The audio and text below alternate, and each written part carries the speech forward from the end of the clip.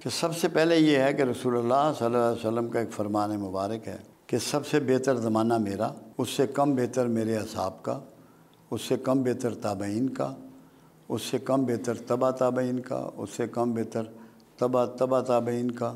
یہ 5 دور ہیں۔ اس کے بعد چھٹا دور جب شروع ہوگا، یہ دور فتن ہوگا، جو قیامت تک بڑھتا ہی چلا جائے گا۔ دور فتن میں چلنے والے سے کھڑا ہوا، کھڑے ہوئے سے بیٹھا ہوا، بیٹھے ہوئے سے اپنے گھر میں دروازہ اندر سے بند کر لے، وہ محفوظ ہے۔ مگر دور فتن کی جو آپ نے تفصیلات بیان فرمائی ہیں، احادیث ہیں، ساری ترتیب ہے، مسلم میں ہے، بخاری میں ہے، بلکہ احادیث کا کوئی مجموعہ ایسا نہیں جس میں ان کا ذکر نہ ہو۔ خاص کر اولیاء مقبول جان نے ابھی ایک کتاب تھی حماد بن نعیم کی، وہ چھپوائی، وہ ہے دور فتن پہ، اس میں بھی یہ سارے ذکر موجود ہیں، جس کے مطابق جو میری فیلنگ ہے یا جو میں محسوس کر رہا ہوں، میرے ذہن میں ایک ترتیب اس کی بلٹ ہوئی ہے۔ کہاں سچ ہوتی ہے کہاں نہیں ہوتی، یہ تو مالک کا کام ہے۔ اپنا ارادہ بدل دے، اپنا پروگرام بدل دے، وہ تو مالک ہے۔ پہلے نمبر پہ جو اب واقعہ آپ دیکھیں گے وہ ہوگا ہر مجدون کی جنگ، جس کو میگا ڈاؤن کہتے ہیں، جو ابھی فلسطین میں ہو رہا ہے، یہ بڑھے گی۔ اچھا، ہر مجدون ایک پہاڑی سلسلہ ہے، وہاں ابھی شروع نہیں ہوئی، جب وہاں ہوگی تو یہ ورلڈ وار ہوگی اور دنیا ساری اس سے تباہ ہوگی۔ ویسٹ کا تو نشان بھی نہیں بچے گا، بہت زیادہ دنیا میں تباہی مچے گی۔ اس کا نام ہے انگلش میں میگا ڈاؤن، عربی میں اس کو ہر مجدون کہتے ہیں۔ یہ پہاڑی ہے ایک، جو میں جلدی دیکھ رہا ہوں جس دور میں آپ اور میں رہ رہے ہیں۔ اس کے بعد ہے خروج دجال۔ 2 نشانیاں اس کی 3 پوری ہو چکی۔ مسلم کی حدیث ہے کہ دجال خراسان سے خروج کرے گا۔ خراسان یہ افغانستان وغیرہ، یہ سارا خراسان ہے، اور اس کی حمایت کرنے والے پچکی ہوئی ڈھال کے چہرے والے ہوں گے۔ شمالی اتحاد نے اس کی حمایت کی، جن کے جو پھینے ہوتے ہیں، جی بالکل جی، انہوں نے پچکی ہوئی ڈھال کے چہرے والے تھے، انہوں نے حمایت کی۔ وہ ایک ہاتھ سے آگ برسائے گا اور دوسرے ہاتھ سے اناج برسائے گا۔ کیا اس کے جہاز نے، وہ ایک ہی جہاز نے بم بھی گرائے اور ایک ہی جہاز نے آٹا اور گندم بھی گرائی جی گرائی، اور وہ فتح یاب ہوگا۔ پھر ایک اور علامت بتائی، وہ حیرانگی ہوتی ہے کہ 70,000 اصفہانی یہودی کالی ریشمی چادریں اوڑھنے والے دجال کے ساتھ خروج کریں گے۔ اصفہان میں سب سے زیادہ آبادی جیوز کی ہے، ان کی پارلیمنٹ کے ممبر بھی ہیں اور کالی ریشمی چادریں اوڑھتے ہیں۔ جی بالکل، لیکن میں آپ کو بتا رہا ہوں تاکہ اب یہ ہے خروج دجال کا زمانہ۔ جتنی نشانیاں ہیں نا، ابھی یہ سکے ختم ہو جائیں گے بالکل، یہ نوٹ کارڈ، کریڈٹ کارڈ چلے گا، تاکہ ایک آدمی آپ کے سارا فائنانس کو ایک لمحے میں روک لے۔ ایسے ہی جی، آپ کی زندگی کو ایسا کر دیا جائے گا کہ ایک آدمی آپ پہ رول کرے پوری دنیا میں، چاہے کرنسی ہو، چاہے موبائل ہو، چاہے کھانا پینا ہو، کچھ بھی ہو۔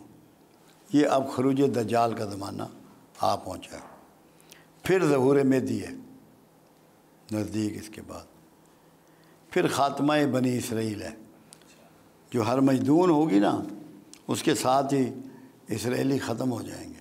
حدیث مبارکہ یہ ہے، کوئی پتھر، کوئی اینٹ، کوئی درخت، کوئی سایہ ان کو پناہ نہ دے گا، صرف ایک درخت ہوگا زرکت کا، وہ اس کے پیچھے یہودی چھپ سکیں گے۔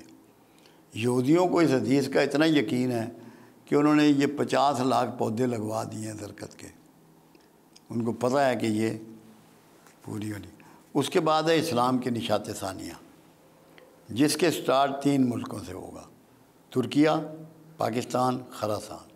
پھر غزوہ ہند ہے کہ ہندوستان پہ یلغار ہوگی اور وہاں اسلام پھیلے گا، ہندو یا اسلام قبول کریں گے یا مارے جائیں گے۔ پھر نزول عیسیٰ ہے۔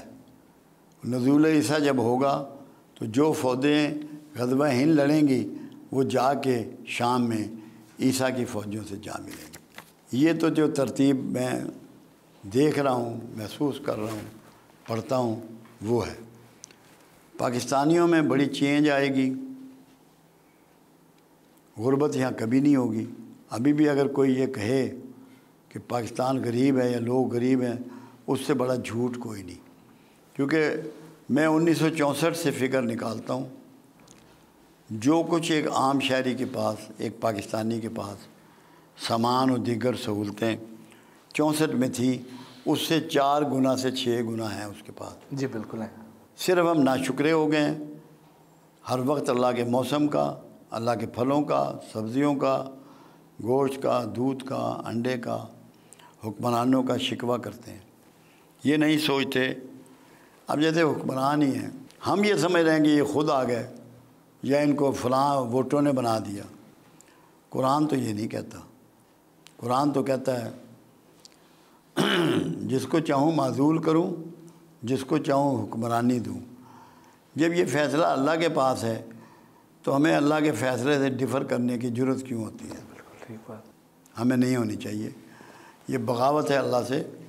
جب کملی والے کی ایک سٹیٹمنٹ موجود ہے، تم پر اگر ایک نک کٹا حبشی بھی حکمران بنا دیا جائے تو تم نے اس کی بھی فرما برداری کرنی ہے۔ نک کٹے حبشی کا لفظ میرے آقا لے رہے ہیں۔ تو اس لیے ہمارے ہاں جو جھوٹی بغاوت ہے نا، کہ ہر چیز کو برا کہنا، ہر چیز کی مخالفت کرنا، یہ جائز نہیں ہے، یہ نہیں کرنی۔ شکوہ نہیں، لوگ شکوہ چھوڑ دیں۔ میں یہ یقین سے آپ کو بتاؤں، یہ زمین آپ کو وہ خزانے اگلے گی جو کچھ سوچ نہیں سکتا۔ سونا، چاندی، تانبا، پیتل، پلیٹینم، گیس، پیٹرول، زمرد، یاقوت، سب اگلے گی۔ اللہ پہ شکوہ چھوڑ دیں، شکوے نے ہمیں ذلیل کر رکھا ہے۔ یہ جو کفار ہیں یا یہودی ہیں، غیر مسلم ہیں، تو وہ تو ان احادیث کو پوری طرح مانتے ہیں اور اس کے مطابق اپنی تیاری بھی کر رہے ہیں۔ بالکل مانتے ہیں وہ 100%۔ لیکن ہم بطور مسلمان اس پہ یقین ہی نہیں رکھتے ہیں۔ اور یار یہ نہیں بات، یقین سب کا ہے۔ جو مختلف مکاتب فکر پیدا ہو گئے ہیں نا، اور مسالک پیدا ہو گئے ہیں، انہوں نے ڈاؤٹ فل بنا دیا ان باتوں کو۔ اگر سب کی بات ایک ہی نکلے تو کیسے نہیں مانے گی؟ پوری امت مانے گی۔ پھر تمہاری ڈائریکشن سیدھی ہو جائے گی۔ اس لیے میں لوگوں کو کہتا ہوں کہ 2 چیزوں تک اپنے آپ کو محدود کر لو علم میں، قرآن تک اور صاحب قرآن تک۔ واہ واہ۔ میرے 4000 سے اوپر لیکچر ہیں دنیا بھر میں۔ میں آکسفورڈ میں بھی خطاب کر کے آیا ہوں، اسٹاف کالج کوئٹہ بھی خطاب کر کے آیا ہوں، ISPR میں بھی کیا ہے، ہائی کورٹ میں بھی کیا، چھوٹی کورٹوں میں بھی کیا، فوج کے بے شمار اداروں میں کیا۔ تعلیمات کا کوئی یونیورسٹی ایسی نہیں جہاں ایڈریس نہ کی ہو، مگر میں قرآن اور صاحب قرآن سے باہر نہیں نکلا، اس کے اندر بات کرتا ہوں۔ تو یہ جو اتنے فرقے بنا دیے گئے ہیں، یہ ٹھیک ہو اسی جائیں کے گے۔ پیش نظر بنائے گئے ہیں کہ ان کے ایک چیز ایسا پہ نہیں متفق ہوتا، نہ ہو جائیں۔ اس میں پرابلم ایک ہوتا ہے، نہیں فرقے کسی نے نہیں بنائے، ہم نے بنائے۔